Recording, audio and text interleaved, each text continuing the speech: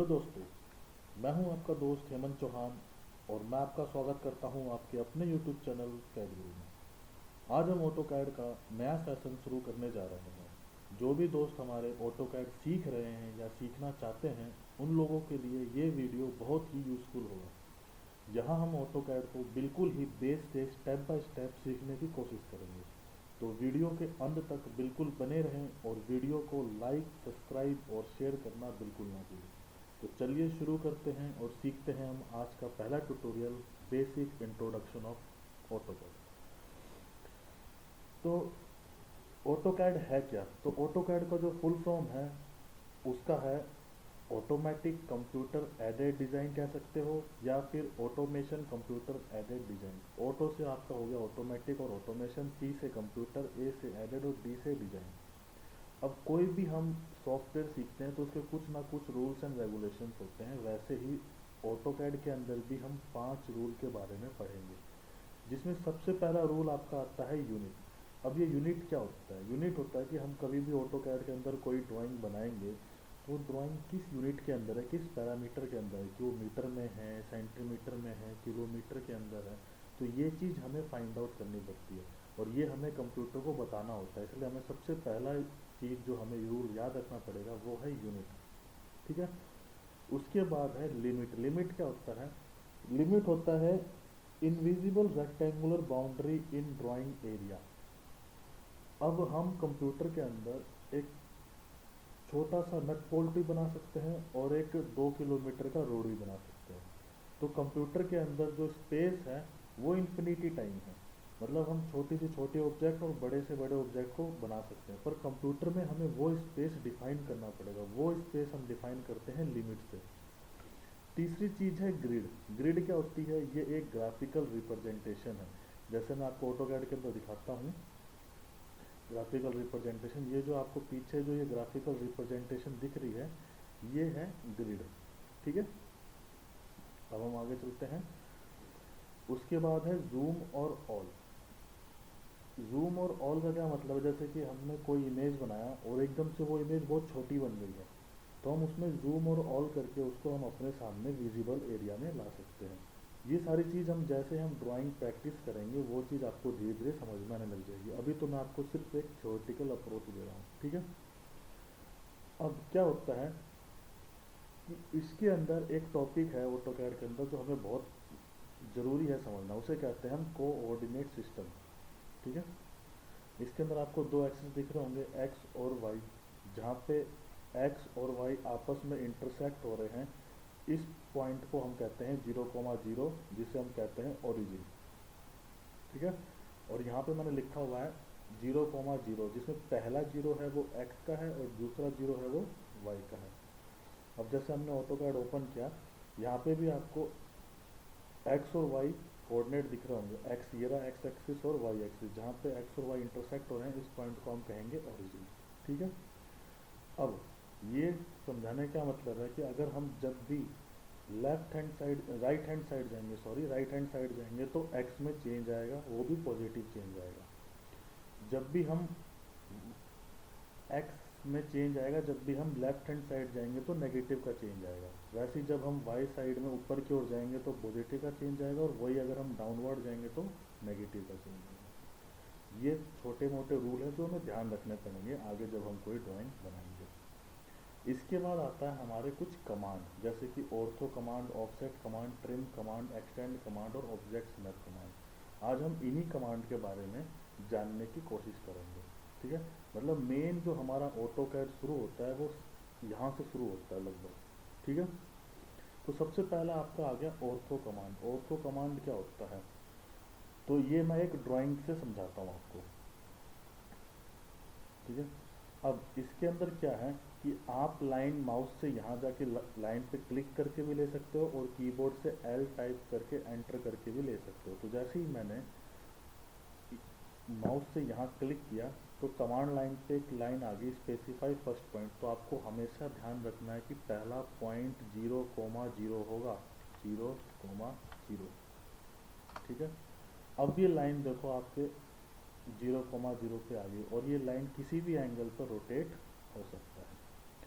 जैसे ही मैं ऑर्थो को ऑन करूँगा, ऑर्थो का शॉर्टकट होता है F8, या फिर आप माउस से आके इस आइकन पे क्लिक कर दो। मैंने इस आइकन पे क्लिक कर दिया। जैसे ही मैंने क्लिक किया, ये अब एक स्ट्रेट लाइन में जा रहा है और ये किसी एंगल में मूव नहीं कर रहा, ये बस positive X axis, positive Y axis, negative X axis और नेगेटिव वाई एक्सिस में मूव कर पा रहा है।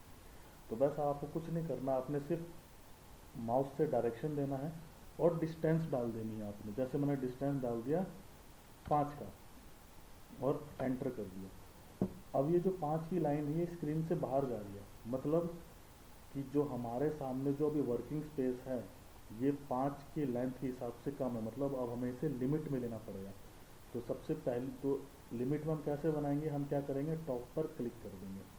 हमने टॉप पे क्लिक कर दिया, अभी लिमिट में आ गया। वैसे हम सेम माउस से डायरेक्शन दिया हमने ऊपर के लिए और 5 टाइप कर दिया, तो 5 की डिस्टेंस बन गई ऊपर। ये फिर स्क्रीन से बाहर बन रही है, तो आप टॉप पे क्लिक कर लोगे तो अपने आप को एडजस्ट कर लेगा। यहाँ गए, डायरेक्शन दिया 5, नीचे आए, डायरेक्शन दिया 5। तो इससे आपको ऑर्थो का यूज़ समझ में आ गया होगा कि ऑर्थो का यूज़ है कि आप स्ट्रेट लाइन ड्रॉ करोगे, सिर्फ माउस से डायरेक्शन देना है और डिस्टेंस बढ़ देंगे। उसके बाद जो आपका अगला कमांड है वो ऑफसेट कमांड। ऑफसेट कमांड जो काम करता है वो काम करता है पैरेलल लाइन ड्रॉ करने के लिए। जैसे कि मुझे ये लाइन पैरेलली चाहिए नीचे, सपोज 1 की दूरी पर, तो हम टाइप करेंगे ऑफसेट। ऑफसेट के लिए आप कीबोर्ड से ओ टाइप करो और एंटर कर दो। हमने कीबोर्ड से ओ टाइप किया और एंटर कर दिया, तो इससे हमारा ऑफसेट का कमांड शुरू हो जाएगा। तो मैंने एंटर कर दिया। जैसे ही एंटर किया तो कमांड लाइन में आता है स्पेसिफाई ऑफसेट डिस्टेंस, तो मैंने ऑफसेट डिस्टेंस दे दिया 1 का, 1 करके मैंने एंटर कर दिया। अब बोल रहा है सिलेक्ट ऑब्जेक्ट टू ऑफसेट, कि आप किसको ऑफसेट करना चाहते हो, मतलब किस लाइन को पैरेलली लाना चाहते हो। तो मैं इस लाइन को पैरेलल लाना चाहता हूँ। क्लिक किया, नीचे या ऊपर कहीं पे भी आप क्लिक कर सकते हो। नीचे क्लिक कर दिया, नीचे आ गया। तो जो ऑफसेट का काम होता है वो होता है पैरेलल लाइन ड्रॉ करने का। ठीक है। अब उसके बाद अगला है ट्रिम।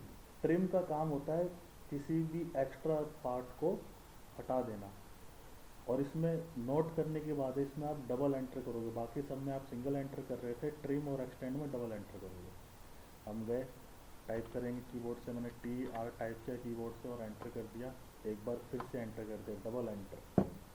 मैंने इस लाइन पे क्लिक किया तो फिर लाइन की लेंथ छोटी होने लगी है, लेकिन इससे ज़्यादा छोटी नहीं होगी, क्योंकि किसी ना किसी का कोई लिमिट होती है, कोई ना कोई बाउंडेशन होती है। तो ट्रिम का बाउंडेशन यही है कि लाइन को सिर्फ शॉर्ट कर सकता है, टोटली डिलीट नहीं कर सकता। ठीक है, ये लाइन छोटी हो जाएगी, ये लाइन छोटी हो जाएगी, पर ये लाइन नहीं जाएगी, क्योंकि अगर इसको ट्रिम कर दिया तो लाइन टोटली खत्म हो जाएगी। ठीक है, तो ट्रिम का काम सिर्फ लाइन को शॉर्ट करना है, टोटल इरेज करने का काम ट्रिम का नहीं है। और इसी का उल्टा है एक्सटेंड, उसके लिए आप टाइप करोगे EX और डबल एंटर। ट्रिम का उल्टा हो जाएगा, ये यहाँ से यहाँ तक बढ़ गया, ये इससे आगे नहीं बढ़ सकता क्योंकि इसको लिमिट नहीं पता कि मुझे कहाँ तक और एक्सटेंड होना है। सेम इसके अंदर केस है, इसको ये इससे आगे नहीं बढ़ सकता, ये इससे आगे नहीं बढ़ सकता। तो आपको एक्सटेंड भी समझ में आ होगा। बस ये चीज़ ध्यान रखनी है, ट्रिम और एक्सटेंड के अंदर आपको डबल एंटर करना है। ठीक है। और उसके बाद लास्ट जो कमांड है हमारी आज की वो है ऑब्जेक्ट स्नैप। ऑब्जेक्ट स्नैप बहुत ही इंपॉर्टेंट कमांड है। इसमें क्या काम करते हैं, जैसे कि मैंने अभी ऑब्जेक्ट स्नैप में ऑफ कर देता हूँ, ये मैंने ऑफ कर दिया, मैंने लाइन लिया, मैं चाहता हूँ कि इस लाइन के एंड पॉइंट से मैं एक लाइन ड्रॉ करूँ, तो मैंने अपने हिसाब से इस एक लाइन ड्रॉ कर दी यहाँ पे क्लिक करके।